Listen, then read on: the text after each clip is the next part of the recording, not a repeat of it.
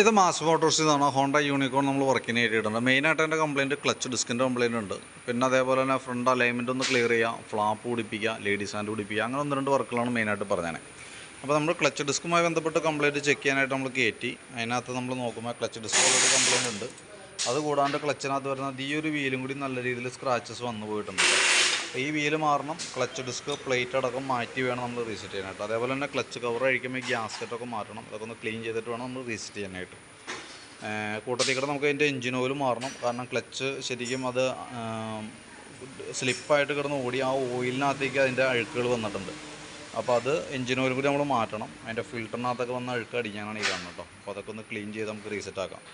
Clutch ഡിസ്കും plate എന്ന് പറയുമ്പോൾ പ്ലേറ്റിന് വരുമ്പോഴത്തേക്ക് നമുക്ക് വന്നത് 240 രൂപയാണ് നമുക്ക് പ്ലേറ്റ് വരാം. അതേപോലെ തന്നെ ഡിസ്കിന് വരുന്നത് 934 രൂപയാണ്. പിന്നെ ഒരു കവർ മാറ്റാനുണ്ട് 276 രൂപ. ഗ്യാസ്കറ്റ്, ഓയിൽ ബോൾട്ട് വാഷ് കാര്യങ്ങളൊക്കെ വരും ഇതിനകത്ത്.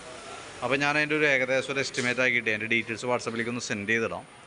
ഏകദേശം ഒരു ഉച്ചയാകുമ്പോഴത്തേക്കും തീരുന്ന രീതിയിലാണ് നമ്മൾ വർക്ക് ചെയ്തുകൊണ്ടിരിക്കുന്നത്. എന്തെങ്കിലും വ്യത്യാസങ്ങളുണ്ടെങ്കിൽ ഞാൻ വിളിച്ച് കോൺടാക്റ്റ് ചെയ്യാം കേട്ടോ. പിന്നെ ഈ ക്ലച്ച് ഔട്ടറിന് ചെറിയൊരു ഫ്രീ പ്ലേ കാണിക്കുന്നുണ്ട്. ഇത് നമുക്ക് സമയമില്ലാത്തത് കൊണ്ട് വേറെ ഒന്നും ചെയ്യൽ നടക്കില്ല. അതല്ലാന്നുണ്ടെങ്കിൽ നമുക്ക് ഈ ക്ലച്ച് ഔട്ടർ ലെയ്ത്തിൽ കൊടുത്തിട്ട് അതിൻ്റെ ഉള്ളിലുള്ള റബ്ബർ ബ്രഷും കൂടി മാറ്റിയിട്ട് വേണം യഥാർത്ഥത്തിൽ നമ്മൾ സെറ്റ് ചെയ്യാനായിട്ട്. അപ്പോൾ നമുക്കത് പോയി വരുമ്പോഴൊക്കെ താമസം പിടിക്കണ വർക്കാണ്. വണ്ടി പെട്ടെന്ന് അത്യാവശ്യം ഉള്ളത് കൊണ്ട് തന്നെ നമുക്ക് വേറെ ഓപ്ഷൻ ഇല്ല. ഈ രീതിയിൽ തന്നെയാണ് നമ്മൾ സെറ്റ് ആക്കുന്നത് കേട്ടോ. അപ്പോൾ ഓൾറെഡി അതിനൊരു ഫ്രീ പ്ലേ ഉണ്ട്. അപ്പോൾ ഞാൻ അതിൻ്റെ ഡീറ്റെയിൽസ് വാട്സാപ്പിലേക്ക് ഇട്ടേക്കാം. വീഡിയോ കണ്ടു കഴിയുമ്പോൾ നോക്കിയിട്ടൊന്ന് റിപ്ലൈ ഇട്ടേക്കാം കേട്ടോ. ഓക്കെ.